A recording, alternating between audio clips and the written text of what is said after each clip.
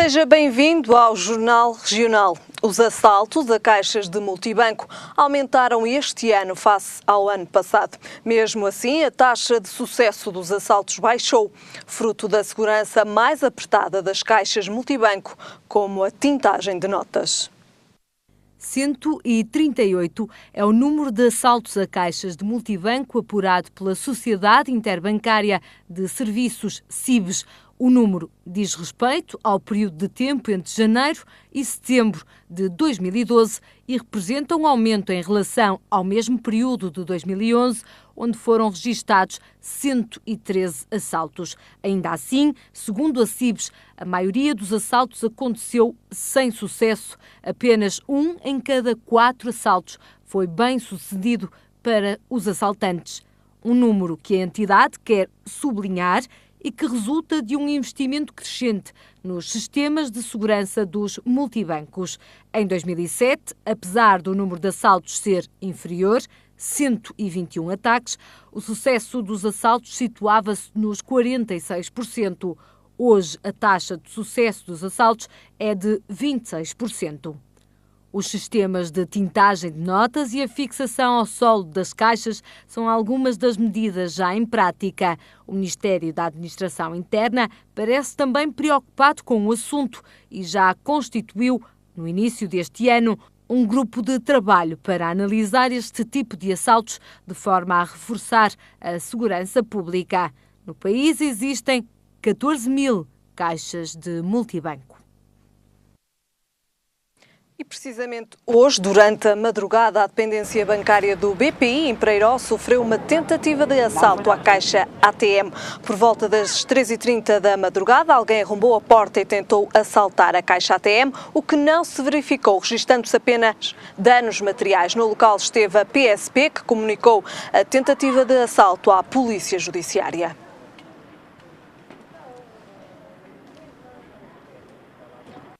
E o Centro Democrático de Instrução Latino Coelho comemorou os 50 anos da morte do primeiro militar na Guerra do Ultramar, que era natural de Coimbrões, Santa Marinha. E para nos falar desta homenagem, tenho comigo Correia da Silva, presidente do Centro Democrático de Instrução Latino Coelho. Boa tarde, obrigado pela sua presença. Em que consistiu esta homenagem passados 50 anos? Esta homenagem consistiu porque o militar é natural de Coimbrões, nascido na Rua da África, em Coimbrões, freguesia Santa Marinha, Vila Nova de Gaia, e faleceu exatamente em Quilombo, numa estrada de Zala, na província de Dom Bangonga, em Angola. E fez precisamente, ele faleceu a 17 de 10 de 62 e fez em 17 de 10 de 2012, 50 anos após o seu falecimento. Temos o comandante dos Bombeiros Voluntários de Coimbrões, mais o seu presidente, que o seu presidente falou comigo e disse que se inseria nas comemorações do 106º aniversário do Latino Coelho esta justa homenagem. E o Latino Coelho abraçou a ideia e relativamente partimos para esta homenagem. É uma homenagem bem merecida a um homem da nossa terra. A homenagem consistiu porque ele sofreu uma emboscada neste dia e de forma que perdeu a vida lá no ultramar. E como é um homem da terra e é o primeiro militar de Santa Marinha, daí o facto de nós fazermos esta justa e derradeira homenagem, que se fez no dia 20, com pompa e circunstância, exatamente conforme ele merecia. Em que consistiu a homenagem? Qual foi o programa de homenagem? A homenagem consistiu relativamente com a concentração de todas as pessoas, os convidados, nomeadamente o Sr. Presidente da Assembleia Municipal, o Sr. César Oliveira, o Sr. Vereador Rui Cardoso, o Sr. Coronel Mendes Ferreiro e determinado o Sr. Presidente da Junta, Joaquim Leite, e determinadas individualidades que foram convidadas, nós concentramos todos no nosso centro e fizemos relativamente a homenagem pedestre em formação de fúnebre até ao cemitério Santa Marinha, onde colocámos lá uma lápide efeméride aos seus 50 anos e pousámos uma coroa de flores como símbolo relativamente desta justa e derradeira homenagem. Estiveram presentes os familiares também deste soldado? Tiveram presentes os familiares do soldado e esteve presente que muito lutámos e muito agradecemos, se ele nos estiver a ouvir, ao Sr. Jordão, e tivemos entre nós duas pessoas que no ato de 17 de outubro de 62 estiveram presentes. Um militar que sofreu emboscada e que escapou, relativamente ficando com sequelas para toda a vida, que esteve presente também em que é de Vendas Novas, e foi também o Sr. Gabriel, que foi nos braços deste homem que ele deu o último suspiro da vida, dizendo: nunca mais vejo a minha família. E fechou e sucumbiu nos braços deste homem. E é preciso lembrar estes soldados que lutaram por uma causa, que lutaram pelo nosso país. Nós, quando homenageamos um soldado, homenageamos todos os ex-combatentes que deram a vida por todos nós que cá estamos. E eu, inclusive, o Presidente Latino fez um poema, se me permite ler uma quadra muito pequenina, que dizia o seguinte: a todos os ex-combatentes, nosso muito obrigado por tudo o que fizeram pela pátria. A vossa presença hoje aqui é o símbolo de patriotismo que todos devemos seguir fielmente pela nossa bandeira portuguesa.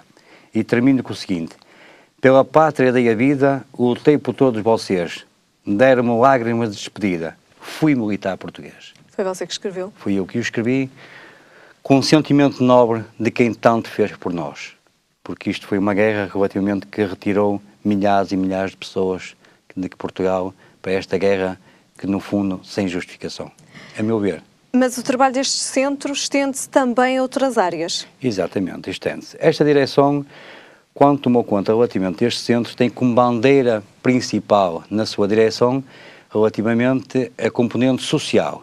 E daí o facto que, diariamente, no nosso centro estão lá idosos sem recursos a lanchar gratuitamente.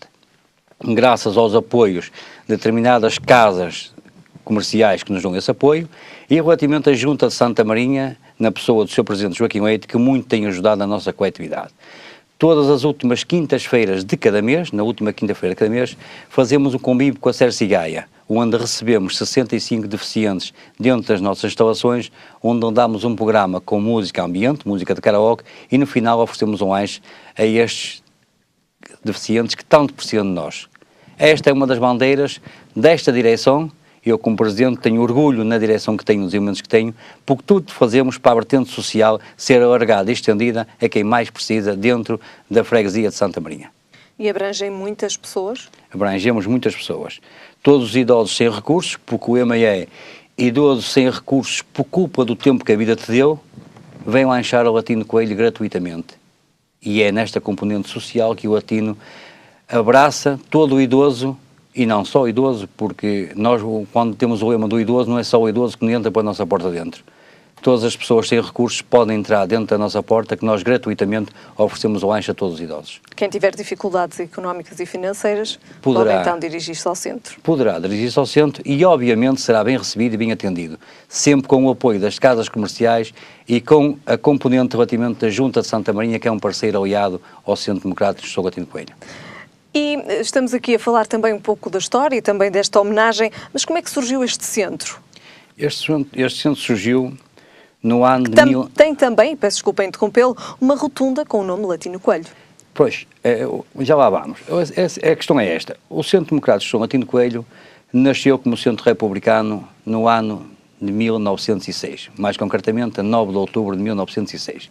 Mas já nessa altura, os republicanos convictos, com ideais relativamente democráticos, fundaram este centro, no tempo da monarquia. Não era fácil, mas havia homens corajosos como há hoje nesta pequena localidade de Coimbrões, relativamente nesta coletividade. E então o centro foi, ao longo de anos e anos, uma referência relativamente naquele lugar de Coimbrões, na freguesia de Santa Marinha. Na altura do centenário, isto em 2006, inaugurou-se a sede que levou profundas alterações, renovou-se a sede, que hoje é um orgulho para todos nós. Passámos processos complicados, processos judiciais muito complicados, que ainda se anda a resolver, que esta direção tudo tem feito para que relativamente manter a direção de portas abertas, para que este centro se possa manter exatamente nos moldes em que ele foi criado, que é aberto a toda a sociedade. Nós completamos este ano 106 anos de história e de vida da coletividade, na qual fizemos relativamente, quando fez a pergunta da rotunda, fizemos exatamente um pedido à Junta que gostaríamos que aquela rotunda, que se fica mesmo de frente ao Centro Latino Coelho, fosse intitulada como Rotunda Latino Coelho. O Sr. Presidente Joaquim Leite, amavelmente, acedeu ao nosso pedido e inauguramos lá no dia 5 de outubro, que é o dia da independência, nós inauguramos relativamente Rotunda Latino Coelho. É um marco histórico que fica para nós, para esta direção, com muito orgulho dizemos, E graças relativamente a esta direção, mas muito agradecemos ao Presidente da Junta de Santa Marinha, Joaquim Leite, que tudo fez para que isto fosse possível também. Muito bem, muito obrigada pela sua presença. Então, o Centro Latino Coelho, aqui também com uma função e um cariz social. E ficamos agora com a síntese das notícias regionais. O Presidente da Câmara do Porto informou que não irá aceitar a transferência de bairros do Instituto de Habitação para a autarquia se o Governo não disponibilizar o dinheiro para as obras. O autarca diz fazer sentido existir apenas um gestor dos bairros sociais, mas assegura que não aceita a transferência sem impor condições. A transferência das habitações sociais para as autarquias está dentro do novo Orçamento do Estado para 2013. No Porto existem 8 bairros do Estado. Recentemente, a autarquia do Porto ameaçou processar o Governo por este não ter disponibilizado dinheiro para as obras nas habitações sociais. Manuel Pizarro anunciou que é candidato à Câmara do Porto através de um comunicado feito numa rede social. A candidatura de Pizarro, atualmente deputado, já tinha sido aprovada por António José Seguro e pela Distrital Socialista. Faltava apenas o voto favorável da Conselhia. Pizarro foi secretário de Estado da Saúde no último governo de José Sócrates. O candidato do PS enfrenta Luís Filipe Menezes, que já anunciou a sua candidatura à segunda maior autarquia do país. A Câmara de Espinho tem em obra 3 novos centros escolares, envolvendo um investimento de 11,5 milhões de euros e vão ter a capacidade para cerca de 1.150 crianças de Anta, Paramos e Silvalde. O Presidente da autarquia declarou que os 3 projetos são motivo de grande satisfação para o concelho. As obras são extremamente importantes e vão transformar significativamente a qualidade do ensino prestado às crianças de Espinho, garante o autarca. O Tribunal de Valongo decide esta semana o caso de 2 feirantes e de um colaborador que alegadamente sujeitaram 6 homens a trabalho escravo. Segundo a acusação, os crimes terão ocorrido entre 2007 e julho do ano passado. O julgamento está a ser marcado pela escassez de provas, já que a maior parte das vítimas tem paradeiro incerto, tendo o tribunal ouvido apenas uma vítima e os oficiais da Polícia Judiciária que participaram da libertação das vítimas. Rui Costa é o melhor ciclista português da atualidade. O atleta, que em 2008 foi considerado o melhor do mundo em sub-23, está agora no top 10 mundial. O ciclista esteve ontem no programa Fora do Jogo e, apesar de competir por uma equipa espanhola, não nega que gostava de participar na Volta a Portugal. As condições que dão é que há um ranking onde os orçamentos das equipas são muito altos comparados a Portugal, e onde existe 20 equipas da World Tour, onde estão os melhores corredores, onde estão as melhores provas, e então talvez a diferença é essa comparada a Portugal. Tencionas voltar a competir em Portugal? Bom, um dia, quem sabe, não é? Gostava sem dúvida um dia voltar a Portugal, correr a volta a Portugal. Mas pronto, para já não tem nada em concreto. Não deve haver melhor gosto do que um ciclista ganhar uma volta a Portugal, não é? Sem dúvida, acho que para um português estar sobretudo a correr uma volta a Portugal tem que ser bom, porque sentindo o apoio do nosso público português ainda em massa, não é? Declarações preferidas no dia em que o mundo ficou a saber que Lance Armstrong foi banido do ciclismo. 10 toneladas de bens perecíveis foi o que a iniciativa Futebol Solidário conseguiu arrecadar em Gaia. Os alimentos serão agora distribuídos pelas juntas de freguesia parceiras da Cruz Vermelha de Gaia. Juntos contra a fome foi o mote para juntar num jogo solidário os amigos do futre e as estrelas de futebol. O local escolhido foi o Estádio do Candal e contou também com a participação de cerca de 100 voluntários da Cruz Vermelha Portuguesa. E o resultado não poderia ter sido melhor. Já conseguimos 10 toneladas, por isso temos de estar orgulhosos, e hoje vou dormir muito bem, não é? Porquê? Porque sei que amanhã há pessoas que vão estar um bocadinho menos mal, não é? Foram 10 toneladas de alimentos não perecíveis que o projeto conseguiu arrecadar com o Futebol Solidário. Alimentos que serão distribuídos pelas juntas de freguesia parceiras da Cruz Vermelha Portuguesa em Gaia, Santa Marinha, Oliveira do Douro, Mafamude e Madalena, que irão entregar os cabazes a famílias carenciadas. Eu não sei a quantidade de famílias sinalizadas de todas as freguesias, mas, por exemplo, sei que Santa Marinha tem 300 famílias. E, portanto, isto para eles também acaba por ser uma renovação de estoque.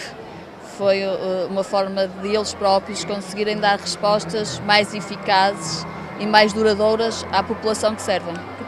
Um projeto solidário que fez com que a população de Gaia se unisse em prol de uma causa solidária. A avaliação neste momento é mais do que positiva.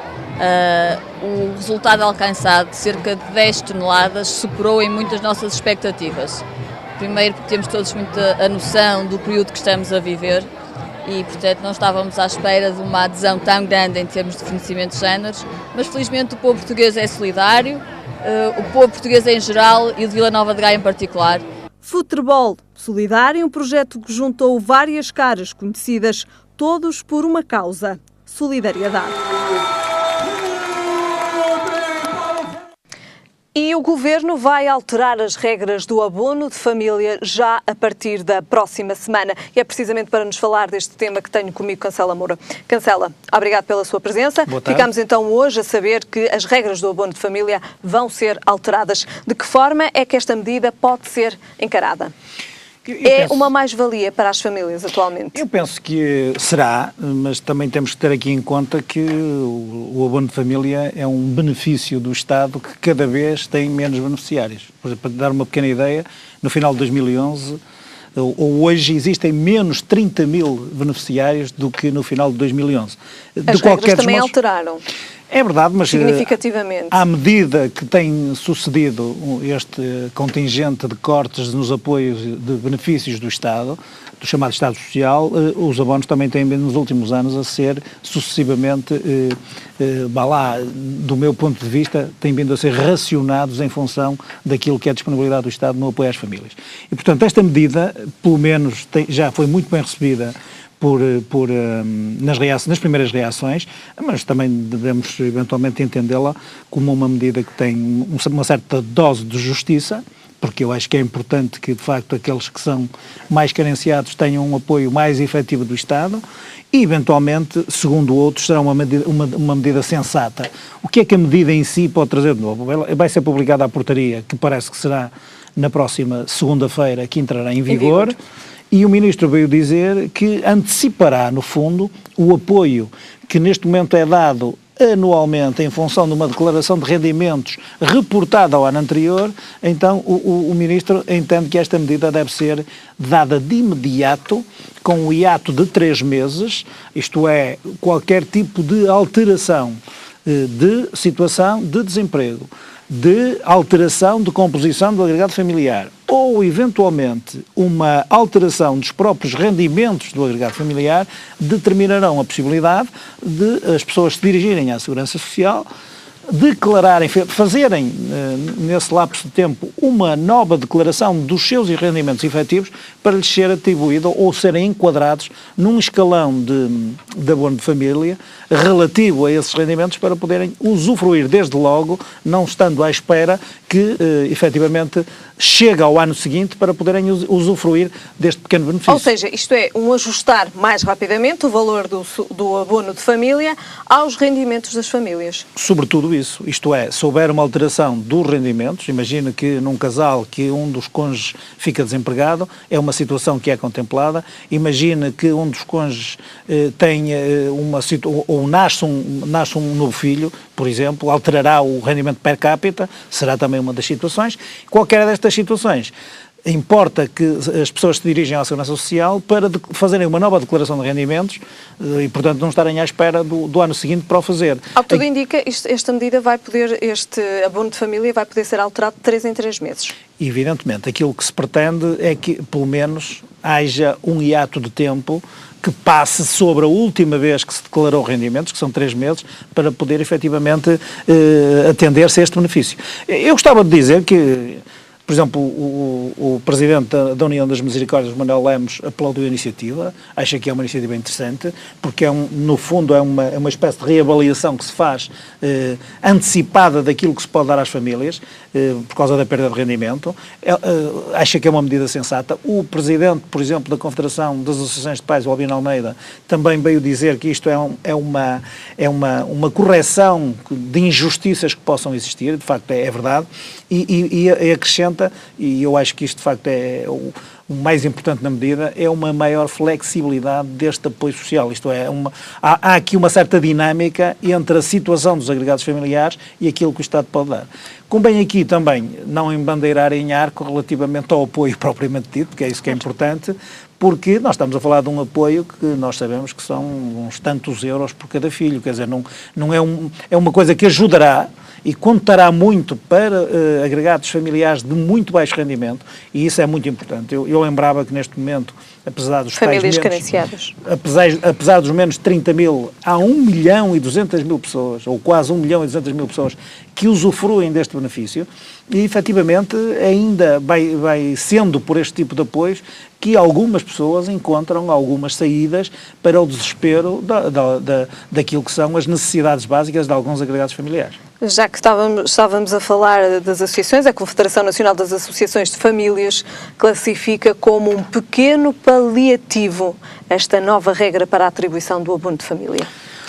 E eu acredito que as pessoas que estão numa situação mais difícil entendam de facto a situação como sendo uma medida paliativa. De certo modo foi o que eu acabei de tentar dizer.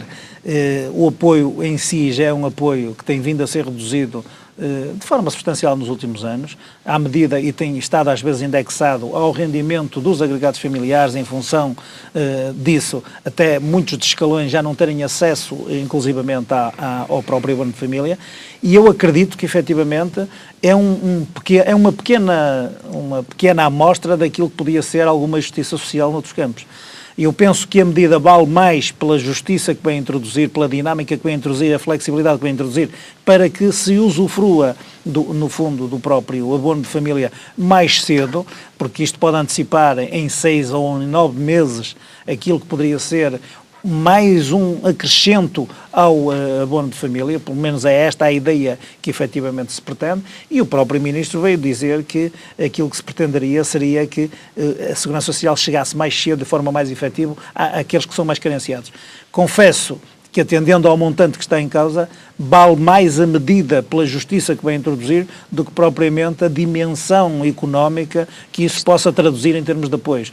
Espera-se é que, por exemplo, esta equidade pudesse ser feita a outra escala, com outra dimensão, a outro tipo de apoios que o Estado podia dar através da Segurança Social. Acha que neste momento de crise que muitas famílias atravessam, deveria ser reposto nos moldes em que estava anteriormente este abono de família? Eu não tenho dados suficientes para, eventualmente, equacionar quanto é que isso custaria aos cofres do Estado, que neste momento também é muito importante as pessoas salvaguardarem algum equilíbrio nas medidas que vão sendo tomadas neste tipo de apoios.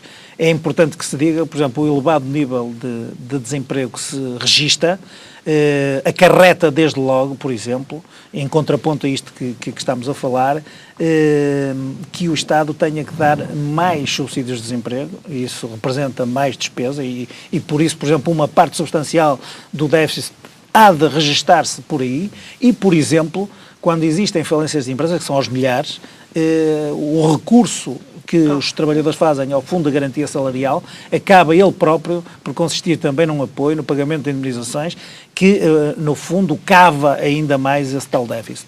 Admito que, efetivamente, não haja margem para se repor nas condições em que ele existia anteriormente.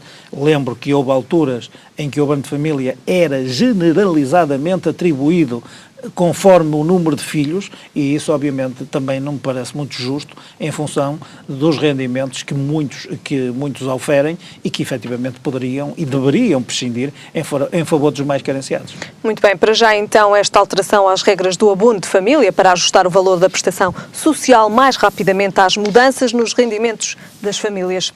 E se as câmaras não seguirem as recomendações do Governo para encerrarem as fundações, vão sofrer um corte nas transferências do Estado e precisamente esta manhã o Executivo Camarário do Porto aprovou um contrato para manter a Fundação para o Desenvolvimento Social. Uma diretriz que esta dos cortes nas autarquias, caso não cumpram as recomendações do Governo, que consta do Orçamento de Estado para 2013. Eu acho que o Presidente da Câmara do Porto, no fundo, o que está a tentar fazer, ele diz que a Fundação para o Desenvolvimento Social do Porto é o braço armado da Câmara Municipal na parte social. E aquilo que ele está a fazer, porque isto foi uma das fundações, esta e a Fundação de Ciência e Tecnologia, que também tem a Universidade do Porto, foram duas daquelas que foram indicadas como sendo para extinguir. E aquilo que ele está a fazer, segundo eu creio, é uma medida de um político hábil que efetivamente está a tentar, dentro das contrariedades, das limitações que são impostas por lei, efetivamente contornar, no bom sentido, aquilo que efetivamente seja este impedimento e fazer com que garanta o funcionamento desta Fundação, portanto, até dezembro de 2014. Pagando-lhe 3 milhões de euros. A ideia de pagar os 3 milhões de euros, ele vem explicar isso, aliás, a CDU votou contra. Estas posições, às vezes, do PCP são absolutamente incompreensíveis. Por exemplo, eu lembro que agora votaram contra o facto da sobrevivência de uma fundação da área social. E há umas semanas atrás, uma das reações do dirigente regional do PCP sobre a Casa da Música era incompreensível e estava contra o facto de cortarem os 30% à Casa da Música. Mas, adiante, isto foi uma parte relativamente a esta fundação e aquilo que, efetivamente, o Presidente da Câmara pretenderá será atribuir estes 3 milhões de euros, porque, segundo ele, dentro das regras do próprio Orçamento de Estado, as câmaras verão cortadas cerca do dobro das transferências que essas câmaras transferirem, elas próprias, para as fundações. E, portanto, ele acha que, efetivamente, será preferível ele não ver um corte de 3 milhões por algum 1,5 milhão que possa transferir, e faz isto na medida do que ele acha importante e pertinente relativamente a esta fundação. Porquê? Ele diz... Isto é um desafio também ao Governo, esta postura do Rui Rio. Acredito, o Dr. Rui Rio é uma pessoa que tem um pensamento próprio, tem algo de espírito de autocrítica suficiente para fazer esse tipo de exercício. Ele ironizou nas declarações que hoje prestou à comunicação social e eu penso que esse de facto é um exercício de crítica construtiva no sentido de se procurarem os melhores caminhos para soluções que efetivamente devam existir. Porque normalmente as leis são gerais e abstratas, mas acabam sempre por criar algumas contrariedades, algumas contradições nas próprias formas como efetivamente são aplicadas. Aliás, ele vem aqui a dizer que normalmente a lógica e o princípio desta lei que manda extinguir fundações está muito boa, mas que a forma como aparece é absolutamente precipitada, atrapalhada, é assim que ele efetivamente a classifica. E, na verdade, o Governo tem um bom princípio de cortar as verbas e, neste caso, extinguir fundações, que se tem visto efetivamente pouco, mas depois há fundações que são absolutamente necessárias para o desempenho. E que parece, Rui Rio, e parece que é essencial e vital. Mas aqui o Rui Rio ainda vai mais longe, porque ele efetivamente diz que teria que absorver os recursos humanos, teria que absorver, portanto, tudo o que faz a própria Fundação para a Câmara e tem outra contrariedade. É que o Governo impôs outra medida às autarquias, que é, por exemplo, o facto de não terem direções municipais. Ele não pode ter um departamento, segundo ele, porque a lei não deixa, e também não pode ter uma direção municipal, porque, segundo a lei de alguns cortes que também foram feitos ao nível funcional nas autarquias, reportam um corte de cerca de 50% nas direções municipais. Portanto, aquilo que ele está aqui é tentar ultrapassar, dentro dos condicionalismos que lhe são impostos do ponto de vista legal, e também ele, efetivamente, manter esta fundação com o funcionamento que a Câmara deseja que efetivamente aconteça, cumprindo os seus objetivos, e aqui ele acaba por, efetivamente, ser hábil, como eu disse, porque diz que esta medida, este apoio, terá que passar no Tribunal Constitucional e terá que passar no Ministério das Finanças, e então, segundo ele, isto pode ser uma tentativa de efetivamente inibir o próprio Governo de vir a cortar no tal dobro que ele refere, sendo que, criando a possibilidade do Tribunal de Contas deferir esta pretensão e vir a retificar, a posteriori, estes cortes. Muito bem, terminamos então com este tema da autarquia do Porto. Voltamos a ver-nos na sexta-feira. Cancela Moura. Ficamos agora com o tempo para amanhã. E a norte são esperados aguaceiros, no centro aguaceiros e trovoadas e a sul aguaceiros. Quanto a temperaturas, o Porto espera 21 graus de máxima e 20 de mínima, em Lisboa 21 graus de máxima também e 19 de mínima, e em Faro a máxima chega também aos 21 graus e aos 19 de mínima. É tudo por hoje, a informação já sabe, está de regresso amanhã. Até lá, fique bem.